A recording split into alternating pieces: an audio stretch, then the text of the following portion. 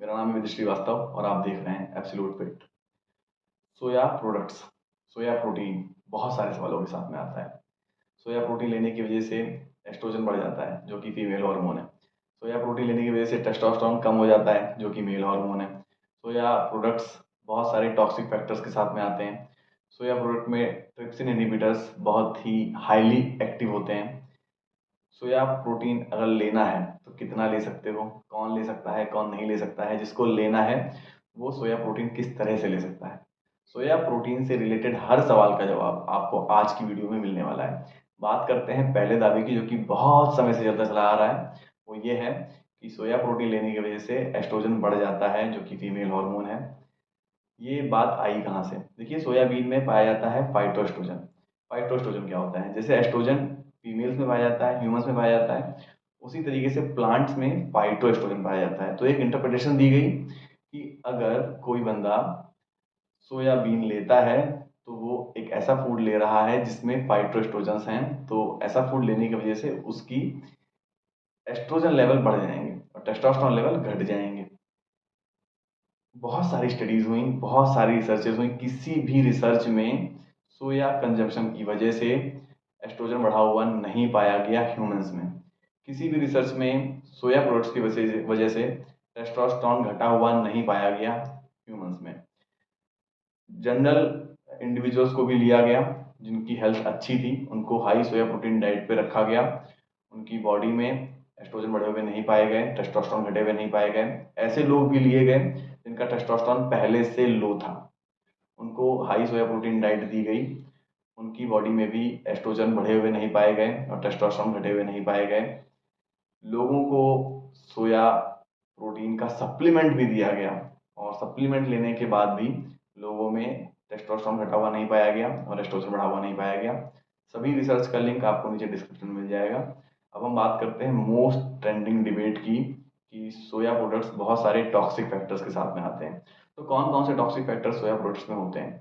सोया products में फाइट्रिक acid होता है, ऑक्सीडेट्स होते हैं, सैपोनिन्स होते हैं और गाइट्रोजन्स होते हैं। बात को ध्यान से समझना, ये सभी टॉक्सिक फैक्टर्स हर तरह की लेंटिल्स में, हर तरह की पल्सेस में पाए जाते हैं। अगर हम फाइटिक एसिड की बात करें तो वो आलमंड्स और वॉलनट्स में भी पाए जाते हैं। इसीलिए कहा जाता है कि चीज़ों को कुक करके खाओ। ऑब्वियसली ये टॉक्सिक फैक्टर्स हर तरीके की पल्सेस, हर तरीके की लेंटिल्स में होते हैं। इसका मतलब ये नहीं कि हम पल्सेस और लेंटिल्स को कंज्यूम करना बंद कर देंगे। एडवाइस दी जाती है कि पल्सेस और लेंटिल्स को अच्छे से प्रॉपर कुक करके खाओ। बादाम को, अखरोट को भिगो करके खाओ ताकि उसके अंदर के टॉक्सिक फैक्टर्स रिमूव हो सके, वैनिश हो सके। इस सब के बावजूद सोया इन सभी प्रोडक्ट से बहुत पीछे रह जाता है। उसका रीज़न ये है कि सोया में ट्रिप्सिन इनहिबिटर्स बहुत ही हाईली एक्टिव होते हैं। ऑब्वियसली ट्रिप्सिन इनहिबिटर्स लेंटिल्स में भी होते हैं, पल्सेस में भी होते हैं, बहुत सारे नट्स में भी होते हैं। बट अगर हम सोया प्रोडक्ट्स की बात करें, सोयाबीन्स की बात करें, तो सोयाबीन्स में ट्रिप्सिन इनहिबिटर की एक्टिविटी और अदर प्रोडक्ट्स में ट्रिप्सिन इनहिबिटर्स की एक्टिविटी में जमीन आसमान का अंतर है।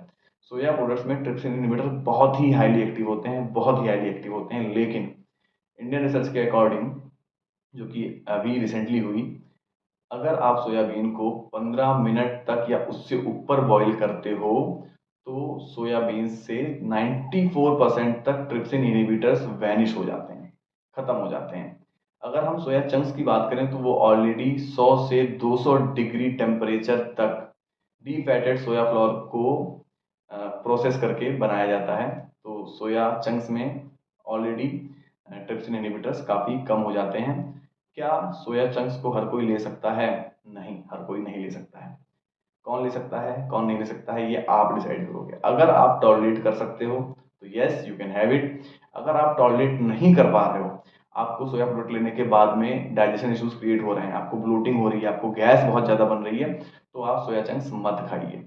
जो लोग सोया चंक्स खा सकते हैं, क्या वो फ्रीक्वेंटली खा सकते हैं? नहीं। सोया चंक्स को आपको अपने डाइट में एज ए फिलर ऐड करना होगा। सपोज करते हैं कि आपकी डेली प्रोटीन रिक्वायरमेंट 120 ग्राम है, आप 110 ग्राम तक ले पाए तो 10 ग्राम प्रोटीन आपने सोया से ऐड कर लिया, सोया चंक से ऐड कर लिया। बट आप सोया पे डिपेंड नहीं हो सकते हो। हम एक सिंपल सा एग्जांपल लेते हैं लैक्टोज का। बहुत सारे लोग लैक्टोज इंटॉलरेंट होते हैं, बहुत सारे लोग दूध हजम नहीं कर पाते हैं। जो लोग दूध हजम नहीं कर पाते हैं वो दूध नहीं ले सकते। कहा जाता है चीज़ों को मॉडरेशन मिलना चाहिए। अगर कोई बंदा लैक्टोज इंटॉलरेंट है तो वो थोड़ी सी भी लैक्टोज को टॉलरेट नहीं कर सकता है। एक बहुत ही अच्छा एग्जाम्पल आता है वे प्रोटीन कंसनट्रेट का। वे प्रोटीन कंसनट्रेट में सिर्फ 4 से 6 ग्राम कार्बोहाइड्रेट होता है। वे प्रोटीन कंसनट्रेट बनाया जाता है गाय के दूध से, और एक लैक्टोज इंटॉलरेंट बंदा वो थोड़ा सा, बहुत ही थोड़ा सा लैक्टोज भी टॉलरेट नहीं कर पाता है। वे प्रोटीन कंसनट्रेट लेने के बाद में उसको बहुत सारे गट इश्यूज फेस करने पड़ते हैं। तो if someone is lactose intolerant he can not take lactose. वो ऐसे मिल्क प्रोडक्ट्स ले सकता है जिसमें लैक्टोज नहीं है। वो दही ले सकता है, वो छाछ ले सकता है, और आइसोलेटेड वे प्रोटीन ले सकता है, हाइड्रोलाइज्ड वे प्रोटीन ले सकता है, बट ऐसा कोई भी मिल्क प्रोडक्ट जिसमें थोड़ी सी भी लैक्टोज है वो बंदा नहीं ले सकता। सेम लॉजिक अप्लाई होता है सोया प्रोडक्ट्स के ऊपर। अगर कोई बंदा सोया प्रोडक्ट्स को टॉलरेट नहीं कर पा रहा है तो वो उसे नहीं ले सकता है। लेकिन सोया प्रोडक्ट्स में फर्मेंटेड सोया प्रोडक्ट्स भी आते हैं, जैसे टोफू, टेम्पे, मीज़ो। मीज़ो को इंडिया में हवाइज़र नाम से जाना जाता है। ये एक मणिपुर की डिश है। मिल ऑल ओवर इंडिया में जाएगा, ऑनलाइन हवाइज़र हर किसी को मिल जाएगा। ये फर्मेंटेड सोया प्रोडक्ट्स होते हैं। फर्मेंटेशन एक बेसिकली ऐसा प्रोसेस है जो कि किसी भी फूड की डाइजेस्टिबिलिटी को इंक्रीज कर देता है। तो जब डाइजेस्टिबिलिटी इंक्रीज हो जाती है तो हर कोई सोया प्रोडक्ट्स को कंज्यूम कर सकता है, like tofu, tempeh and miso या हवाइज़र। तो आप सोया प्रोटीन को ले सकते हो। प्रॉब्लम सोया प्रोटीन के साथ में नहीं है, प्रॉब्लम है उसमें पाए जाने वाले ट्रिप्सिन इनहिबिटर के साथ में। अगर ट्रिप्सिन इनहिबिटर्स को रिमूव कर दिया जाता है तो yes, everyone can have soya protein. अगर हम फर्मेंटेड सोया प्रोडक्ट्स की बात करें तो उसमें ट्रिप्सिन इनहिबिटर्स नहीं होते हैं, उसमें टॉक्सिक फैक्टर्स नहीं होते हैं। तो अगर आपको सोया प्रोटीन लेना ही है तो आप कोशिश करिए कि फर्मेंटेड सोया प्रोटीन लीजिए। अगर आपको सोया चंक्स लेने हैं तो इसको आप मॉडरेशन में लीजिए, एज ए फिलर ऐड करिए अपनी डाइट में। थोड़ा सा ऐड करिए, लाइक मैंने आपको एग्जांपल दिया। अगर बहुत थोड़ा सा ऐड करना है तो आप ऐड कर सकते हो, बट इस पर डिपेंड नहीं हो सकते हो। आप मिल्क प्रोटीन पे डिपेंड हो सकते हो। आप 32 ग्राम प्रोटीन वे प्रोटीन से ले सकते हो, आप होल मिल्क से प्रोटीन ले सकते हो, आप स्किम मिल्क से प्रोटीन ले सकते हो, स्किम मिल्क पाउडर से बहुत सारी रेसिपीज बना के आप प्रोटीन ले सकते हो, डिपेंड हो सकते हो। पल्सेस और ग्रेन्स की कॉम्बिनेशन पे आप डिपेंड होकर प्रोटीन ले सकते हो, पल्सेस एंड सीरियल्स की कॉम्बिनेशन पे आप डिपेंड होकर प्रोटीन ले सकते हो, बट सोया पे आप डिपेंड नहीं हो सकते हो अनटिल एंड अनलेस वो फर्मेंटेड नहीं है। तो ये थी आज की पूरी वीडियो। आई होप आपको सारे कन्फ्यूजन्स क्लियर हो गए होंगे। इस वीडियो को बनाने के पीछे बहुत सारे रिसर्च पेपर्स लगे हैं, बहुत दिनों की मेहनत लगी है। What I need is your support. Thank you so much.